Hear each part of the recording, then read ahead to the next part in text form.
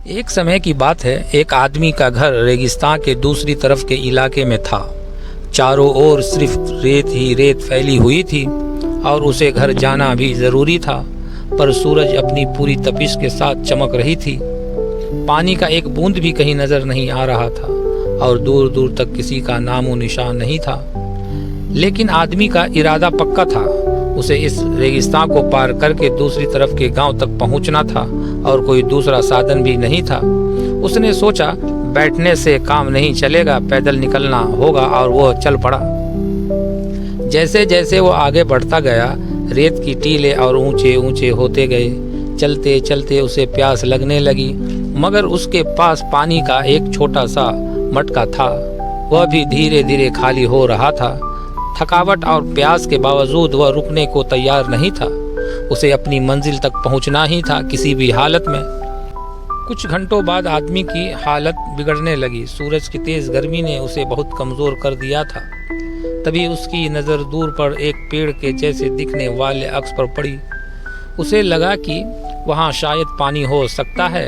अपनी आखिरी ताकत जुटाकर वह उस दिशा में बढ़ने लगा और इरादा किया कि वहाँ पहुँचना है। बहुत मुश्किल से वह जब वहाँ पहुँचा तो उसने देखा कि वह एक नज़र का धोखा था। कोई पानी नहीं था और न ही कोई पेड़ था। आदमी निराश हो गया। उसे लगा कि अब वह आगे नहीं बढ़ पाएगा, लेकिन तभी उसने सोचा कि हार मान लेना सही नहीं होगा। उसने अपनी हिम्मत को फिर इकट्ठा किया और चल पड़ा। कुछ दूर चलने के बाद उसे सचमुच में एक छोटा सा तालाब दिखाई दिया। यह कोई नज़र का धोखा नहीं था, बल्कि असली पानी का तालाब था। उसे वहां पहुंचकर बहुत खुशी और राहत मिली। अपनी प्यास बुझाई और राहत की सांस ली। इसके बाद वह कुछ देर आराम करने के बाद फिर से अपनी मंजिल की ओर बढ़ गया। अपने गांव पहुंचा। गांव के लोग बहुत हैरान थे कि कैसे इसने रेगिस्तान पार करने में कामयाब हो गया। आज तक ऐसा कोई नहीं कर पाया था।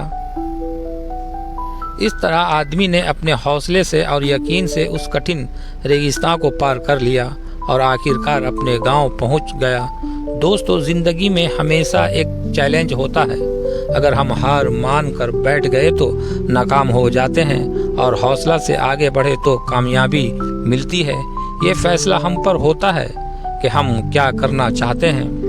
कहानी पसंद आई है तो लाइक करें और हमारे चैनल को सब्सक्राइब करें। इस वीडियो को अपने दोस्तों के साथ शेयर करें।